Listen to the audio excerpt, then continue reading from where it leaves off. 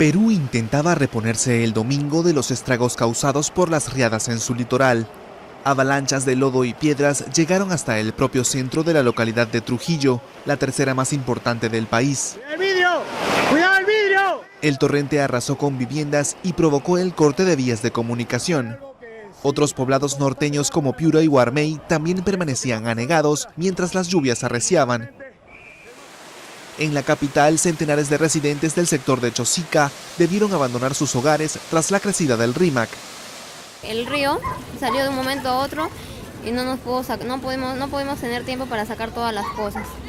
Todas las cosas se quedaron adentro, solamente lo único que podemos sacar es a los bebés y nada más. La alerta roja por nuevos huaicos, como se conoce a las avalanchas que descienden de los cerros tras fuertes lluvias o desbordes de ríos, fue levantada en Lima. Pero la amenaza no cesa. Casas y estructuras mayores como puentes siguen a merced del caudal, al igual que la suerte de muchos damnificados. Un caos porque no hay luz, no hay agua, el agua también se ha malogrado, entonces mi preocupación, como antes le dije, es que nos apoyen con carpas para reubicar a la gente, reubicar a los niños sobre todo.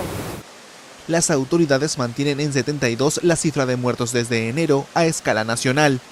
Más de 72.000 personas lo perdieron todo y unas 567.500 sufrieron daños menores. Consecuencias del embate del fenómeno conocido como el Niño Costero, un calentamiento del mar frente a la costa peruana que genera alta evaporación y nubes cargadas.